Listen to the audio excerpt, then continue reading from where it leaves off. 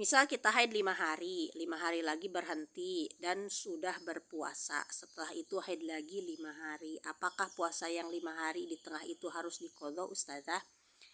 Nah, ini berarti darah haidnya itu putus-putus. 5 hari keluar darah, 5 hari berhenti, 5 hari keluar darah. Ketika ada masa bersih diapit oleh hari haid, ya, haid bersih, haid lagi, dan semuanya itu dalam lingkup 15 hari.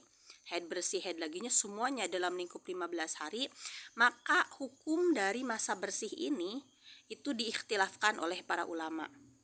Bersih yang 5 hari ini masa haid juga apa bukan gitu. Di sini dalam madhab Syafi'i, ya, itu ada dua pendapat. Yang pertama ada qaul sahbi, yang kedua ada qaul lakti. Menurut qaul sahbi, ketika keluar darah 5 hari, bersih 5 hari, keluar darah lagi 5 hari, itu masa haidnya adalah 15 hari. Karena menurut qaul sahbi, masa bersih diapit oleh hari haid, hukumnya masa haid juga. Yang kedua ada qaul lakti. Menurut qaul lakti, keluar darah 5 hari, berhenti 5 hari, keluar darah lagi 5 hari, itu masa haidnya cuma 10 hari. Karena 5 hari masa bersih, ya, bersih diapit oleh hari haid ini dihukumi masa suci. Nah, konsekuensinya, ketika kita mengikuti qaul sahbi, ya, karena yang 5 hari ini dihukumi masa haid juga, kalau kakak berpuasa di 5 hari tersebut karena itu adalah masa haid, maka puasanya tidak sah. Dosa enggak? Kalau dosa enggak, karena memang pada saat itu taunya itu sudah suci, taunya sekarang saya suci nih, mandi wajib, besoknya puasa gitu. Karena faktanya saat itu kan suci, gak tahu darah bakal keluar lagi di hari-hari berikutnya. Nah, puasanya gak sah, tapi kalau masalah dosa tidak. Kenapa? Karena bukan dengan sengaja puasa dalam kondisi sedang haid, karena pada saat itu faktanya memang taunya suci gitu. Jadi walaupun kakak sudah puasa 5 hari, kalau mengikuti qaul sahbi, maka kakak punya kode puasanya tetap 15 hari. Yang kedua, tadi qaul lakti. Menurut qaul lakti kan yang 5 hari ini adalah masa suci. Maka kalau mengikuti qaul lakti berarti puasanya ini sah. Sehingga kakak kode puasanya nanti 10 hari. Ya, tidak 15 hari karena yang 5 hari sudah puasa dan puasanya juga sah begitu. Lalu pendapat mana nih yang mu'tamad? Pendapat mana yang lebih kuat? Pendapat yang lebih kuat adalah pendapat qaul sahbi. Mau mengamalkan qaul lakti pun juga boleh. Jadi sebenarnya kedua-duanya sih termasuk pendapat yang banyak dipakai ulama madhab Syafi'i, tapi kalau mau membandingkan gitu, lebih banyak ulama yang berpendapat menggunakan qaul sahbi, sehingga ini lebih mu'tamad begitu. Nah, lalu dalam masalah qaul sahbi dan qaul lakti ini, nanti ketika melihat bersih itu beda ya. Kalau kita ikut qaul lakti karena masa bersih diapit oleh hari haid, hukumnya masa suci, ketika mengecek suci itu wajib mandi besar, tidak boleh ditunda-tunda. Karena masa sucinya hukumnya, masa bersihnya hukumnya masa suci. Mau keluar lagi darah, ya tetap hukumnya masa suci. Makanya orang yang mengikuti qaul lakti tak boleh sama sekali menunda mandi wajib, tak boleh sama sekali menunda nanti aja deh mandi wajibnya, sholatnya nanti aja, ditunggu sehari 2 hari takut nanti keluar darah lagi, tak bisa kalau ikut qaul lakti. Bagaimana kalau mengikuti qaul sahbi? Kalau mengikuti qaul sahbi terjadi perbedaan pendapat ulama. Nah, dalam qaul sahbi terjadi perbedaan pendapat ulama jikalau wanita itu memang punya kebiasaan haidnya putus-putus, habis berhenti suka keluar darah lagi. Itu ada perbedaan pendapat ulama. Nah, perbedaan pendapat ulama ini pertama ada pendapatnya Imam Rafi'i. Menurut beliau, ketika seseorang memang punya kebiasaan haid putus-putus dan dia memang mengikuti qaul sahbi, maka ketika dicek bersih dan masih dalam lingkup kebiasaan adat haidnya, dia biasa haid 7 hari, sekarang darah berhenti di hari ke-6, dia boleh tuh menunggu sampai hari ke-7 gitu, gak langsung mandi wajib, karena dia punya kebiasaan habis berhenti misalkan suka keluar lagi darahnya. Nah, tapi kalau sudah lewat 7 hari udah gak bisa tuh nunda-nunda mandi wajib.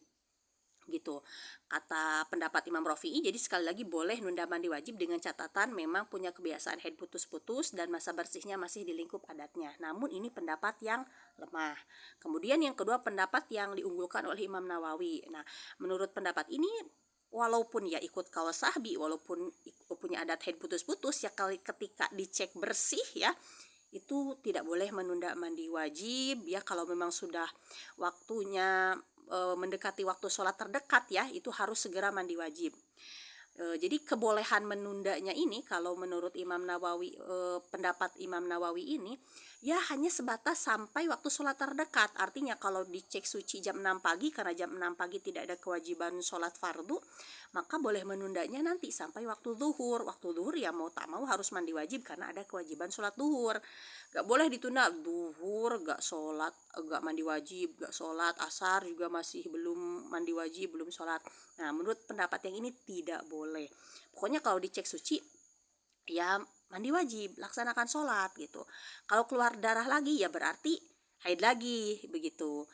Gimana nih kemarin saya sholat, saya puasa, saya hubungan suami istri, dosa gak? Enggak, karena memang faktanya saat itu taunya itu sudah suci begitu. Nah, namun walaupun ikut kaul sahbi ini, walaupun saya ikut kaul sahbi, tapi saya tidak punya kebiasaan haid putus-putus, maka tak boleh menunda mandi wajib sama sekali. Jadi ada yang diikhtilafkan itu kebolehan menunda mandi wajib dan sholat itu hanya untuk wanita yang memang punya kebiasaan haidnya itu putus-putus, maka itu boleh mengambil pendapat Imam Rafi'i walaupun itu pendapatnya yang lemah. Tapi paling utama ya tetap mengambil pendapat yang kuat. Jadi sebenarnya kalau ikut kaul lakti itu mutlak wajib, kalau lihat bersih, kalau dicek bersih wajib mandi besar dan juga sholat, tidak boleh ditunda-tunda. Tapi kalau ikut kaul sahbi itu juga pendapat yang muktamadnya, pendapat yang kuatnya ya sama, harus segera mandi wajib dan sholat. Cuma memang ada celah dalam kaul sahbi, boleh menunda mandi wajib dan sholat bila mana punya kebiasaan haid yang putus-putus gitu dan bersihnya masih di lingkup adatnya. Tapi ada resikonya nih kalau ikut pendapat ini, pendapat Imam Rafi'i ini ya, pendapat lemah ini. Misal kakak ngecek bersih di asar hari ke-6, kakak gak mandi wajib, nunggu sampai hari ke-7, ditunggu tuh sehari semalam sampai sore di hari ke-7, baru kakak mandi wajib. Ternyata memang esoknya seterusnya gak keluar darah lagi, ya berarti sucinya itu dari kemarin, dari jam 6 sore, jangan dihitung dari mandi wajibnya. Maka sholat yang ditinggalkan dari kemarin sore itu ya, jam 5 sore itu wajib dikodo. Bahkan ketika sore di waktu suci di waktu asar kan ada kewajiban kodok zuhur juga, berarti dia kodok zuhur, asar, maghrib, isya, subuh, zuhur gitu. Kemudian asarnya dia mandi wajib, asarnya waktunya ada gitu. Sekian, semoga bermanfaat dan juga mudah difahami. Dan ini salah satu keterangan kitabnya ya, ada di kitab Taqriratus Sadidah. Ini saya perlihatkan sebentar. Nah, ini halaman 165. Ini bagaimana cara menghitung darah yang putus-putus. Ini ada ikhtilaf ulama ya dalam menghitung darah haid yang putus-putus, dan ada masa suci yang menyela-nyelainya. Ada 2 kaul ya. Yang pertama kaul sahbi. Nah, dijelaskan di sini. Dihukumi masa haid juga gitu selama memang masih dalam lingkup 15 hari. Jadi keluar darah haid, bersih, keluar darah lagi, semuanya masih dalam lingkup 15 hari. Nah, kemudian yang kedua di sini ada kaul lakti. Di sini waktu keluar darah itu waktu haid, tapi waktu yang bersihnya itu hukumnya suci, bukan dihukumi masa haid begitu. Ini keterangan kitabnya. Nah, di sini juga nih pas kaul sahbi ada penjelasan di sini. Kalau apabila sholat gitu, maka sholatnya itu tidak wajib dikodo. Pertanyaan tadi kakak 5 hari keluar darah, 5 hari bersih, 5 hari lagi keluar darah. Pas 5 hari ini kakak sholat, kakak puasa, kan udah sholat tuh 5 hari ini wajib dikodo gak? Ya gak wajib dikodo. Kenapa gak wajib dikodo? Karena 5 hari ini adalah masa haid, sementara orang yang haid tak perlu kodo sholat gitu. Sementara puasa Ramadannya tidak sah ya, tapi wajib mengkodo. Kenapa? Ya karena wanita haid ketika tidak puasa Ramadan wajib mengkodo puasanya gitu. Makanya puasanya tetap wajib dikodok kalau ikut kaul sahbi walaupun sudah berpuasa. Sekali lagi semoga bermanfaat dan mudah difahami.